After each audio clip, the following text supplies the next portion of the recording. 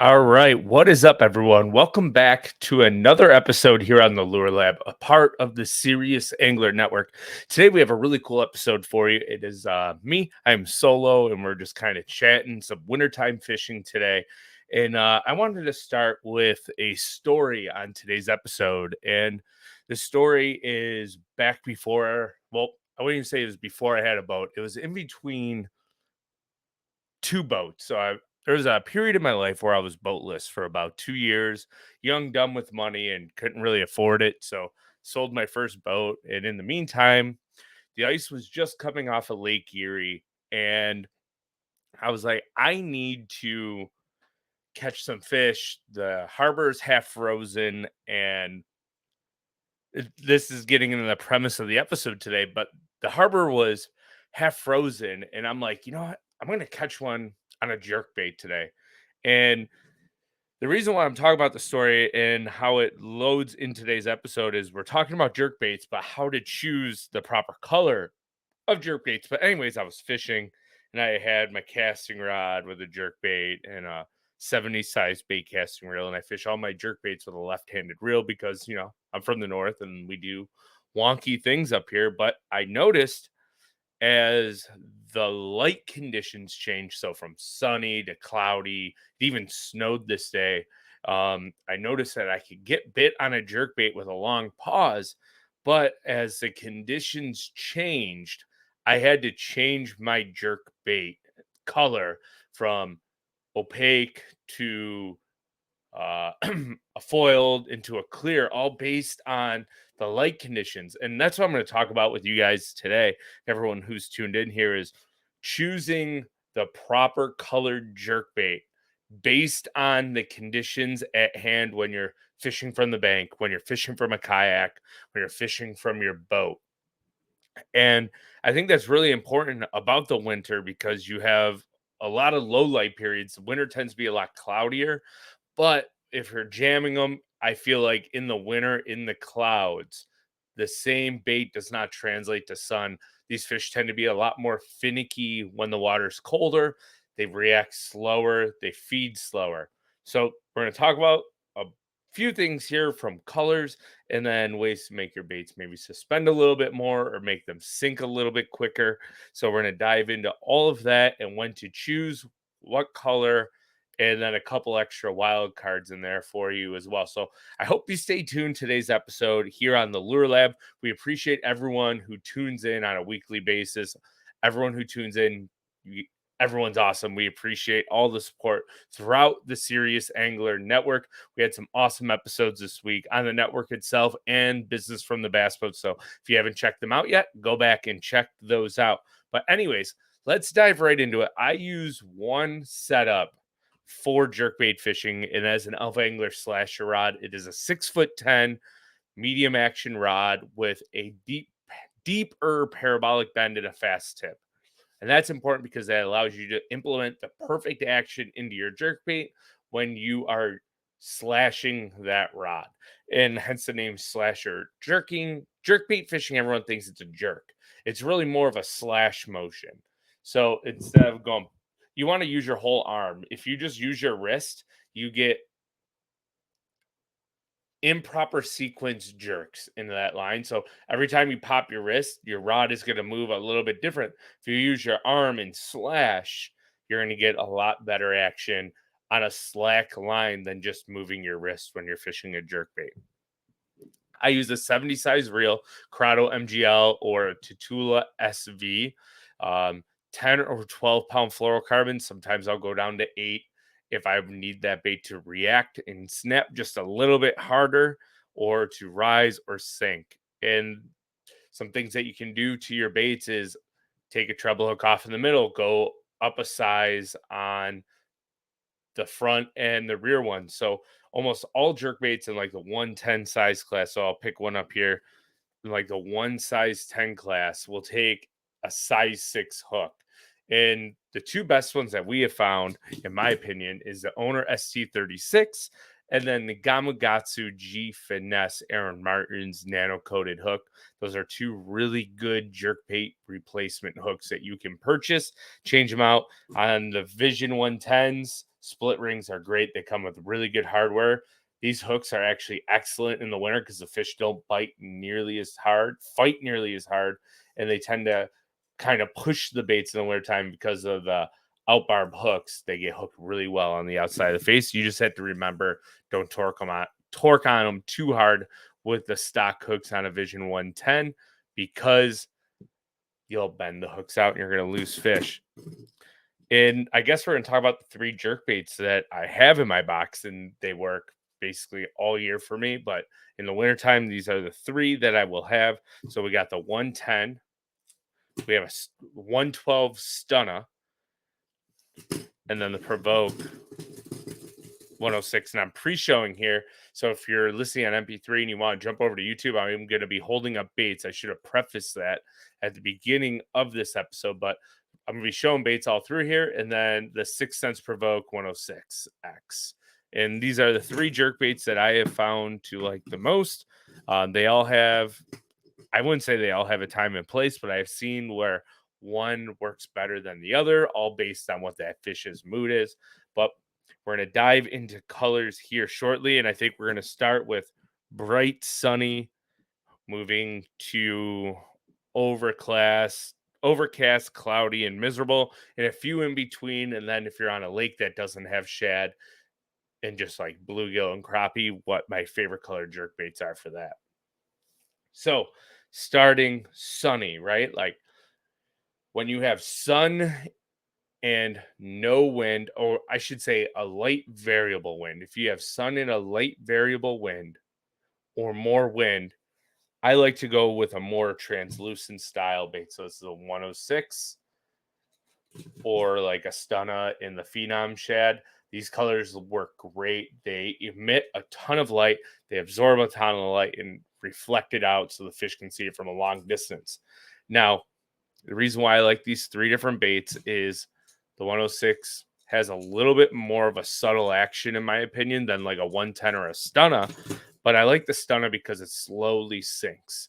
So if these fish are really negative and they'll kind of come up and look at it, you can almost drop it right into their face and then slash that bait away and make them react and eat it. But you always want a translucent color like this when you have a little bit of wind. And the reason is when you have a little bit of wind, light actually penetrates water a lot better and fish can see further when there's light penetration through. So that's when I would pick up like a Stunna in the Phenom Shad or this really clear Provoke 106 or even a Vision 110. And I mean, fish are confidence, but those are the 3 that I really like.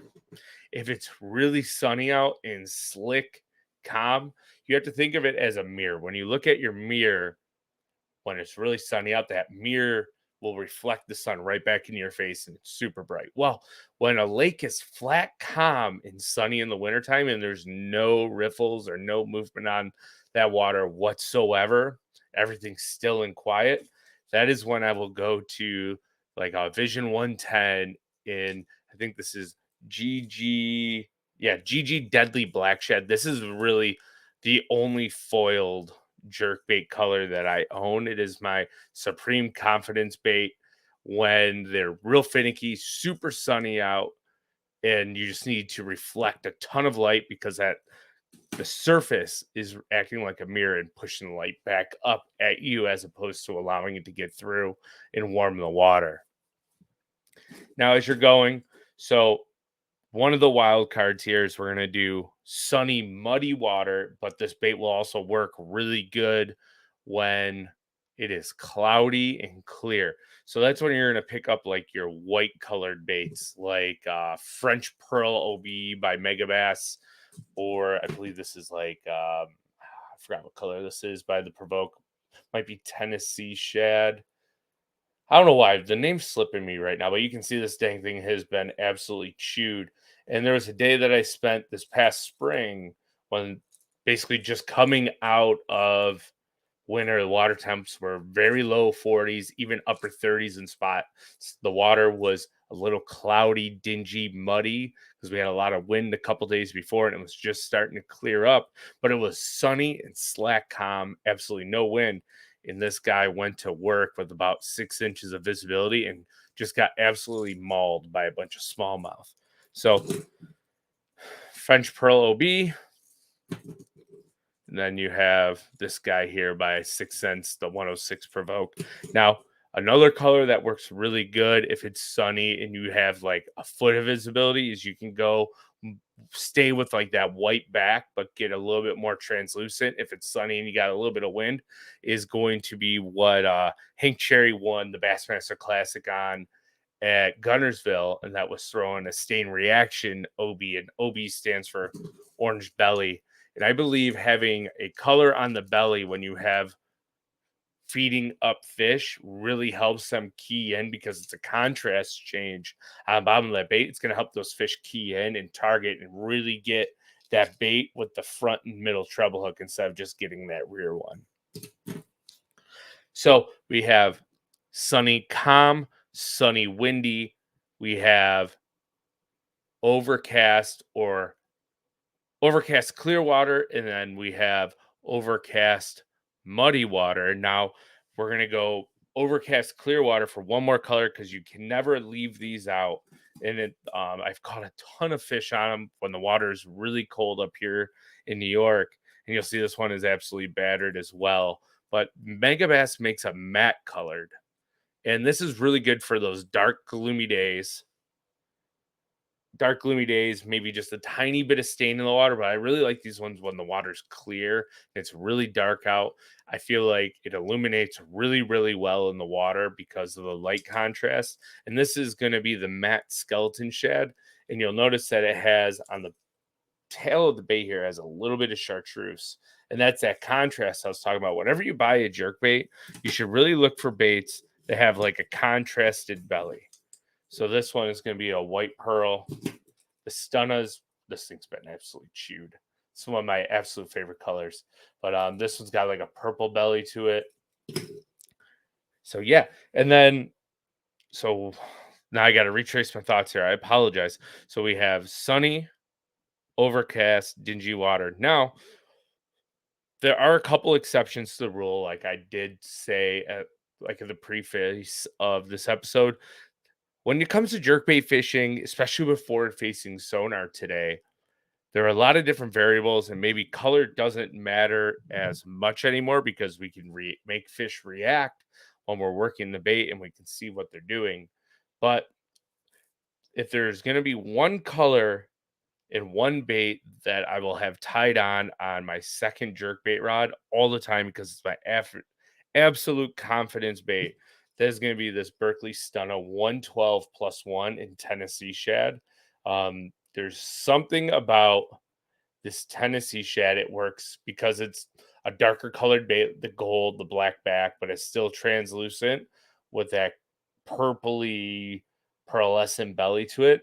There's something about this bait that allows it to work literally in every single color condition, skylight conditions. So sunny, clear, windy, no wind, overcast, clear water. This is the one jerkbait that I will always have tied on because I find that for whatever reason, this gold color pattern works really well when it's sunny. It also works really well when it's cloudy because it's flashy. It emits a lot of light, but they can also see it really well because the contrast in the water is phenomenal. So you want to find a bait like this, and I'm not telling you to go out and buy this one, but if there's one jerk bait that I would recommend that you throw all the time, or at least have one of them on the deck, is going to be the Stunna in Tennessee shad. Now, the biggest wild card you have, and I've got my butt whooped a few times by the Megabass Vision 110 version, is if you go to a lake and there's not a lot of shad and they're focused on eating like bluegill, you can buy bluegill and perch patterns to basically fish in any condition. So you can buy translucent ones, you can buy solid ones, you can buy matte ones. But this one is a 6 cents Provoke 106X. It is in spawn bluegill, I believe, and it's a little bit translucent. so it reflects that light really well, but it's also a very dark, solid body jerkbait. So it's going to work in all sunlight conditions, in my opinion. But you want to pick this one up if you do your research on a lake and you see that that lake is full of like panfish, like crappie, bluegill, perch. That's when you're going to go to this if there's no shad in a body of water. This one, and then Megabass has a couple of like one-time fine art bluegill patterns that I like a lot. They're in my boat currently, so I wasn't able to pull them out and show you. These are just the ones that I had at home. But when it comes to winter jerk bait fishing, it is important to have a slower but steady rhythmed cadence while working the bait and just fishing the conditions and having multiple jerk bait bites on the deck.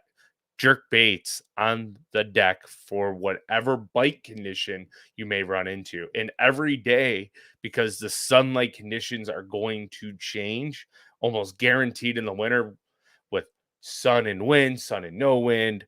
You might get a big rainstorm one night, and all of a sudden, all the backs of pockets are colored up. So that's why it is important to have a couple jerk baits on your deck with a couple different rods. Same rod, whatever your confidence rod and reel is, maybe even different line sizes to help you put more fish in the boat. So I hope everyone enjoyed this episode.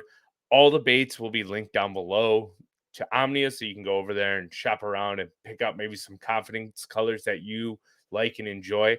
We appreciate everyone tuning in every week. So if you're on Spotify or Apple Podcasts and you've been enjoying the Lure Lab, please hit that review button. If you are new here on YouTube and you are not subscribed yet, please hit that subscribe button. Maybe leave down in the comments for new and old returning listeners and viewers. Throw in there what your favorite jerkbait is, because if it's one that I did not mention here and I haven't used it, I will go out and purchase it and tell you what my thoughts are. Until next time, though, once again, I appreciate everyone who tuned in, and we will see you next Saturday.